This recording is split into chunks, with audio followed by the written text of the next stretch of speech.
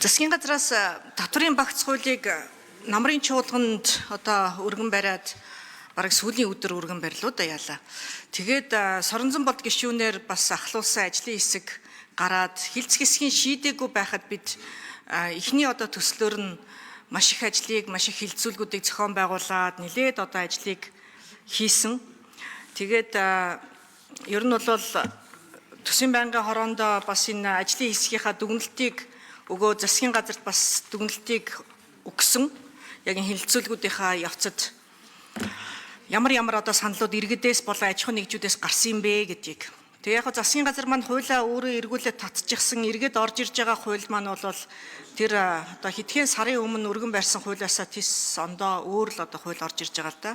Гэхдээ яг энэ альва энэ өөрчлөлтийг гэдэг юм энэ томоохон бодлогоодыг бас хамгийн одоо төгс хийх гээл одоо хуулиудыг их удаан барьдаг, их удаан хилэлцдэг энэ явдлыг бол бас халж тодорхой хэмжээнд боломжийн одоо жижиг өөрчлөлтүүдэд цаг тухай бүртээ хийгээд явах ёстой гэсэн энэ хандлагыг нь бол дэмжиж хүлээж авч байна.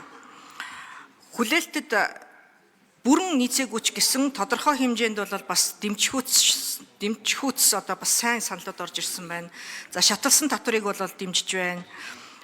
Орон сууц борлуулсны одоо татварыг бас иргэдийн одоо 100 мянган хүний одоо гарын үсэг цуглуулсантай ч холбоотой энэ асуудал яригдаад байгаа. Тэгээд хууль санаачлагчид засгийн газар Монгол Улсын иргэний үргэлжилсэн 5-аас доошгүй жилийн хугацаанд өмчилсөн бөгөөд өөрийн үндсэн оршин суух хаягт бүртгэлтэй амьдрал суух зорилттой орон сууцаа одоо борлуулж байгаа энэ татвараас бол чөлөөлөх гэсэн ийм одоо саналыг оруулж ирж байгааг бол бас дэмжиж байна. Энэ бол бас яг ченжүүд биш харин яг одоо тухайн иргэн өөрөө тэгээд анхны борлуулалтын орлого гэж бас ойлгож байгаа. За импортын суудлын автомашины гайлын одоо татварыг тансаг хэрэглээ буюу одоо 100 мянган $ам давсан хэсэгт одоо тансаг хэрэглээний татварыг онцгой албан татвар ногдуулна гэдгийг бол бас дэмжиж байгаа. Гагцхүү надад бол энэ 100 мянган $, буюу 350 орчим сая төгрөг гэж тооцож байгаа нь өөрөө жоохон арай одоо хэд өндөр байгаад байна уу да.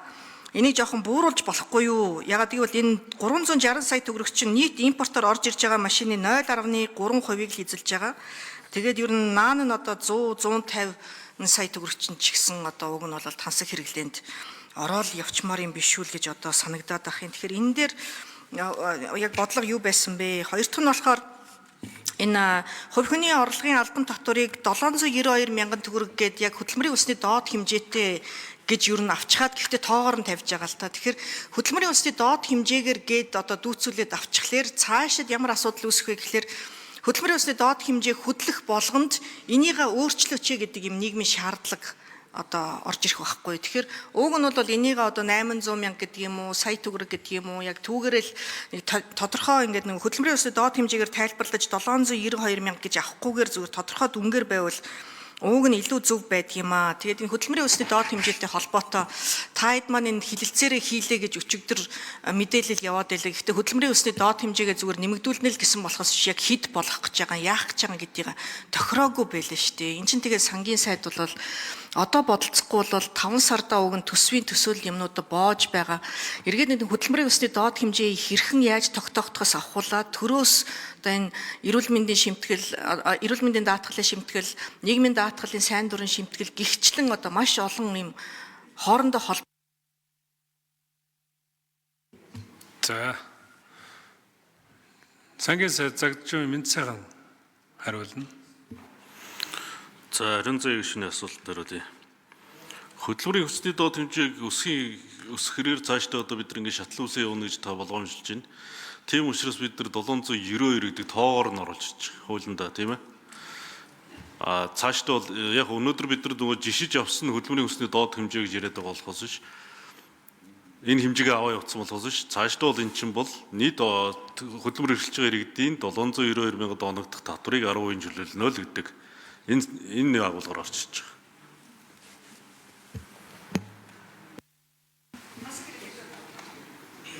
За, нэмээд тэндээс тодорхойлж байгаа юм шиг. За, Мэнд сайхан сайд нэмээд тансаг хэрэглээний. За, энэ дэрийн 4-р микрофон. Гарын цэгийн гишүүний асуултанд хариулъя. За, автомашин дээр онцгой албан татвар тавьж байгаа. За ер нь бол онцгой албан татвар дээр бусад улс орнуудад бол одоо автобензин, тэгээд арх тамхи, чихэрлэг ундаа, автомашин дээр бол нийтлэг хэрэгжүүлдэг. Тэгээд манад бол арх тамхин дээр бол бас тодорхой үе шаттайгаар ингээд нэмэгдүүлээд хуулийн төслүүдийг ингээд саяхан хийсэн. Тамхин дээр одоо бас ажлын гараа ингээд явж байгаа. Чихэрлэг ундаан дээр бол 2027 оны 1 сарын 1-ээс бол мөрдөхөр явж байгаа. Ингээд автомашины зохицуулт бол байхгүй байсан. Тэгээ энийг бол шинээр оруулж байгаа. За $100,000 гэдэг бол манай өмнө оруулж ирсэн, импорт оруулж ирсэн автомашинуудад аваад үзтэн зэрэг одоо нийтлэг хэрэглэгдээд байдаг одоо ланд 200, 300 дээр бол энэ рүүгээ тансаг хэрэглээр рүү орохгүй. Тэгэхээр энэ нийтлэг үнийг нь авсан байгаа. За бусад улс орнуудын хувьд аваад үзэхэд энэ үнэлгээнээс багч байна, энэ үнэлгээнээс өндөрч байна. За тэгээд 33% бол нэг 3-1 нь үнэлгээнийх нь 3-1-тэй тэнцүү байгаа. За бусад орнд За нэмж хариулъя. үнэл ялгаагүй одоо 100-аас дээш хувьтай өөрийнх нь үнэлгээнээс илүү давтсан хувьтайч байна. Бага одоо 20%-тай 22%-тай ийм одоо орнууд ч бас байгаа юм. Тэгэхээр бол бид нар нийтлэг хэрэглээг бодоод эхний ээлжинд бол энэ өндөр хэрэглээтэй хэсэгт бол бас ийм онцгой албан татвар оруулж ирэх нийтлэг практикийг бодож ингэж оруулж ирсэн байгаа. За ариун зээг шин нэмж тодруулъя. За яг би хилцүүлгийн шатанд энэ 792-ыг зүгээр шууд 800,000 болгох, энэ $300,000 нэг 250 сая төгрөг болгох гэдэг ч юм уу ийм саналуудыг гаргах байх шүү гэсэн ийм урьдчилсан байдлаар саналаа хэлчихье. Би дахиад нэг тодруулах асуудал болохоор энэ нөөц төлөгчийн босготой холбоотой 400 сая төгрөг болгохлоор нөөц төлөгчдийн хэдэн хувь нь энэ дотроо багтах уу? Тэгээ энэ нь ямар сөрөг болон эерэг үр дагавартай вэ гэдгийг яг сангийн яам өөрийнхөө одоо нэг бодлороо одоо тайлбарлаад өгөөч. Болохгүй би дараагийн одоо асуудал дээр бас асуулт асуух учраас тэр 3 минутыг ашиглая. Ер нь одоо сангийн яам Соронзон болд гишүүд нартай одоо бид нар ажиллаж байхад уг нь хүн болгоно л одоо нөөц төлөгч болох хэрэгтэй гэдэг ийм асуудлыг ярьж байсан. Тэгэхээр энэ 400 сая болгосноор нийт нөөц төлөгчдийн хэдэн хувь нь орох уу? Тэгээд эерэг болон сөрөг нөлөөллүүд нь юу байх вэ гэдгийг. За ажлын хэсэг дөрөв. За Менцэгийн сайд хариулъя. За ариун цэг гишүүн та бас сайн мэдж байгаа энэ нөөтийн босхыг 400 сая нэмэгдүүлэх зохицуултыг хуулийн төсөл тусгасан байгаа. Гэхдээ бол нөгөө сайн дураар нөөт суудхан төлөгчөөр бүртгүүлэх босх нь 10 саяараа үлдэж байгаа. За нөөтийн суудхан төлөгчийн босхыг 400 сая хүргэснээр бол нөөт төлөгчөөр за нэг 23.4 мянган суудхан төлөгч бүртгэлээс хасагдана. За төсвийн орлого дээр бол нэг 160.6 тэрбум төгрөгөөр буурна гэсэн ийм тооцоол байгаа. Тэгэхээр ер нь нөөтийн босх нэмэгдүүлснээр жижиг дунд бизнесийн эрхлэгчдийг татврын дарамтаас аль болох чөлөөлж өгж байна л гэж бид нэр энэ агуулгыг оруулж ирсэн байна. За нэмж тодруулъя. 24 мянган аж ахуй нэгж байгууллага нь нийт нөөц төлөгчдийнхаа хэдэн хувийг эзэлж байгаа вэ гэдэг л ийм асуудал байгаа. 44 хувийг эзэлж байгаа юм уу те? 34%-ийг 34%-ийг эзэлж байгаа юм. За нөөтийн татврын орлого нь бол нийт татврын орлогын 20%-ийг бас эзэлж байгаа гэж байгаа те.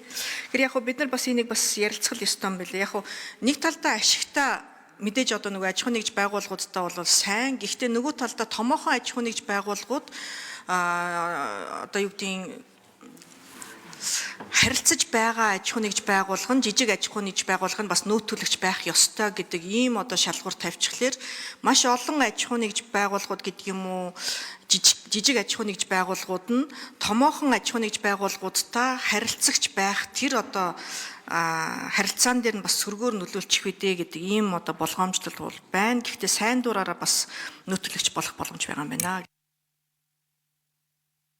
За үг хэллээ. За улсын хурлын